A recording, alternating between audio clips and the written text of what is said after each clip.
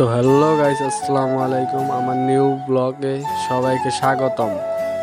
তো দেখতে থাকেন আমাদের গ্রামের পরিবেশ।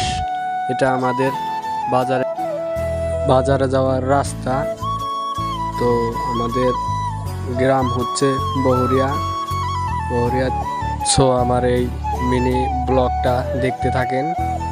এটা আমাদের বহুরিয়ার স্কুল। দেখতে পাচ্ছেন যে কত সৌন্দর্য আমাদের এই গ্রাম। তো দেখতে পাচ্ছেন যে অনেকে খেলাধুলা করছে।